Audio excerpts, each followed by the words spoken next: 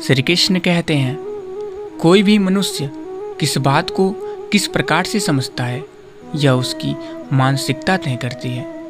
कोई दूसरों की थाली में से भी छीन कर खाने में अपनी शान समझता है, तो कोई अपनी थाली में से दूसरों को निवाले खिलाकर संतुष्ट होता है। सारा खेल संस्कार, समझ और मानसिकता का है। लेकिन एक बात तो तय है कि छीन कर खाने वालों का कभी पेट नहीं भरता और बांट कर खाने वाले कभी भूखे नहीं रहते। मित्रों, अभद्र, असभ्य व्यक्ति चाहे परिवार का सदस्य हो या बाहरी व्यक्ति हो, उसके मुंह नहीं लगना चाहिए, क्योंकि ऐसा व्यक्ति आत्ममुग्धता के नशे में इतना डूबा होता है कि उसे अपने से अधिक ज्ञानवान व्यक्ति कोई दूसरा नहीं दिखाई देता। इसलिए वो आपसी अभद्रता कर कभी भी, कहीं भी, किसी के भी सामने आपकी इज्जत उतार सकता है। अपनी प्रतिष्ठा की रक्षा के लिए ऐसे व्यक्ति से बचने की कोशिश करनी चाहिए। एक और बात याद रखिए, वक्त हंसाता है, वक्त रुलाता है, वक्त ही बहुत कुछ सिखाता है। वक्त की कीमत जो पहचान ले वही मंजिल को पाता है। खो देता है जो वक्त को जीवन भर पछताता है, क्योंकि गुजरा हुआ वक्त कभी लौट कर नहीं आता है। मित्रों, लोग कहते हैं कि कलयुग आ गया, पर लाया कौन? स्त्री अपनी शर्म भूल गई, पुरुष अपने संस्कार को भुला दिया, गुरु अपना धर्म भुला दिया, नेता अपना कर्म भूला, और तो और इंसान अपनी इंसानियत भूला। सोचिए, पैसा सब कुछ है लेकिन कुछ भी नहीं। आप रोटी खरीद सकते हैं, भूख नहीं। आप बिस्तर खरीद सकते हैं, नींद नहीं।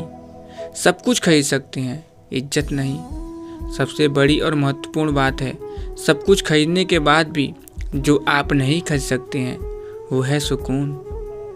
और आगे फिर श्री कृष्ण जी कहते हैं, जिंदगी में एक ही नियम रखिए, सीधा बोलिए, सच बोलिए और मुंह पर बोलिए। जो अपने होंगे वह समझ जाएंगे और जो नाम के होंगे वह दूर हो जाएंगे।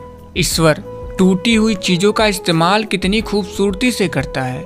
जैसे बादल टूटने पर पानी की फुहार आती है, मिट्टी टूटने पर खेत का रूप लेती है, फल के टूटने पर बीज अंकुरित हो जाता है और बीज टूटने पर एक नए पौधे की संरचना होती है। इसलिए जब आप खुद को टूटा हुआ महसूस करिए तो समझ लीजिए कि ईश्वर आपका इस्तेमाल किसी बड़ी उपयोगिता के लिए करना चाहता है। सदैव प्रसन्न रहिए और हंसते रहिए। कभी नींद आती थी, आज सोने को मन नहीं करता। कभी छोटी सी बात पर आंसू बह जाते थे, आज रोने तक का मन नहीं करता। जी करता था लुटा दूं खुद को या लुट जाऊं खुद पे, आज तो खोने को भी मन नहीं करता। पहले शब्द कम पड़ जाते थे बोलने को, लेकिन आज मुंह खोलने को मन नहीं करता। कभी कड़वी याद, मीठे सच याद आते हैं, आज सोचने तक को मन नहीं करता। मैं कैसा था और कैसा हो गया हूँ, लेकिन आज तो यह भी सोचने का मन नहीं करता। मित्रों, याद रखिए, मकान जले तो बीमा ले सकते हैं, सपने जले तो क्या किया जाए।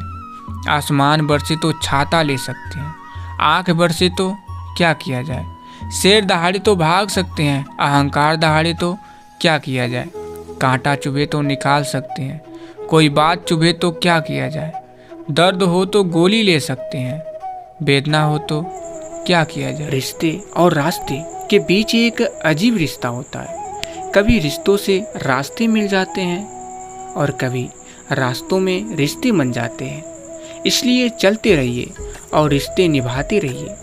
खुशियाँ तो चंदन की तरह होती हैं, दूसरे के माथे पे लगाओ तो अपनी उंगलियां भी महक जाती हैं।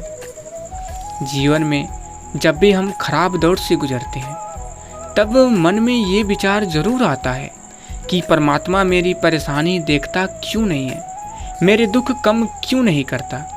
पर याद रखिए, जब परीक्षा चल रही होती है तब शिक्षक मौन रहता है।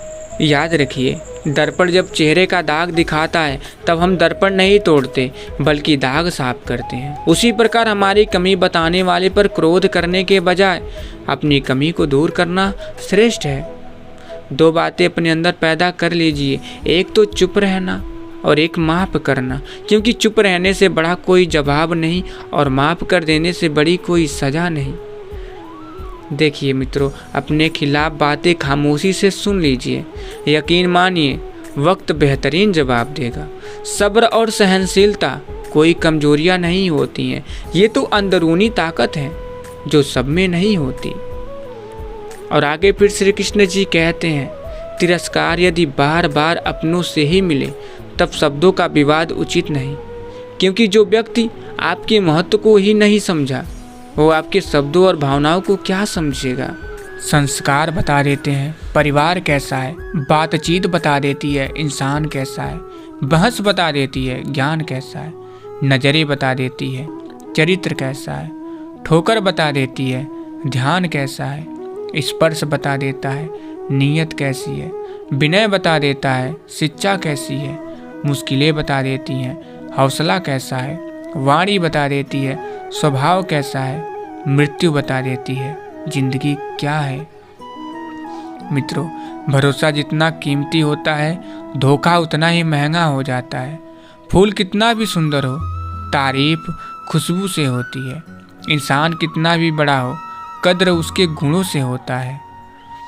विचार एक जल की तरह है, आप उसमें गंदगी मिला देंगे तो वह नाला बन जाएगा, अगर उसमें सुगंध मिला देंगे तो वह गंगा जल बन जाएगा।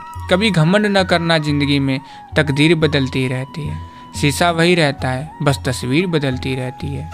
एक बात याद रखिए, समय जिसका साथ देता है वो बड़ों बड़ों को मात देता है।